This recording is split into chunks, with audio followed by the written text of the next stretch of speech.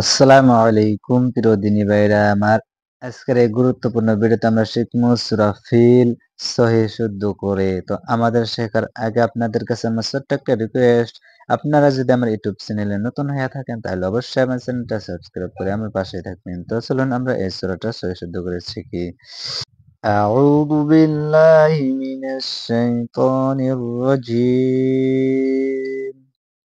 بسم الله الرحمن الرحيم. ألم تر كيف فعل ربك بأصحاب الفيل. ألم تر كيف فعل ربك بأصحاب الفيل. ألم এখানে গুণনা করা যাবে না। হা বড় হা, এখানে আমরা এক আলিফ টানবো। ألم تر كيف فعل ربك بأصحاب الفيل. ألم تر كيف فعل ربك بأصحاب الفيل. ألم يجعل كيدهم في تضليل. ألم এখানে এরকম করে গুণনা করা যাবে না। ফি এখানে আমরা এক আলিফ টানবো। ألم يجعل كيدهم في হুম আবার এখানে আমরা গুণনা করবো না। ألم يجعل كيدهم في تضليل. وأرسل عليهم طيرا أبابيل.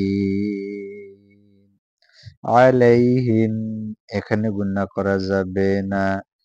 طيرا এখানে গুণনা করা যাবে না। وأرسل عليهم طيرا أبابيل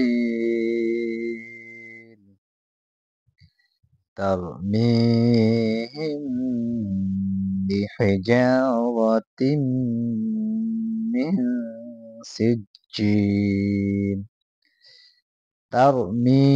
মি এখানে আমরা এক আলিফ টানবো। হিম এখানে আমরা গুণনা করমু। মু মু এখানে গুণনা আমরা করমু। বিহিজা বিহি হি বরহা। যা এখানে আমরা এক আলিফ টানবো। তিম এখন আমরা গুণনা করমু। মিন এখন আমরা গুণনা করমু। ترميهم بحجارة من سجيل فجعلهم كعصف مأكول. فجعلهم كعصف مأكول. হুম এখন আমরা গুণনা করবো না। ফিম এখানে আমরা গুণনা করবো। এখানে আমরা নরমাল ভাবে পড়মু। মা মা فجعلهم كعصف مأكول. মাকুল কয় না, কত মাসে মাকুল কয়, কত মাসে এবার এরকম করে কয় ফাজআলাহুম কাআসফিম মাকুল। মাকুল কওয়া যাবে না, মাকুল কুলিবুল হবে। কিরকম করে পড়বো দেখেন, আমি যেরকম করে পড়ি এরকম করে আপনারা পড়বেন। ফাজআলাহুম কাআসফিম মাকুল মাকুল। ألم تر كيف فعل ربك بأصحاب الفيل. ألم يجعل كيدهم في تضليل. وأرسل عليهم طيرا أبابيل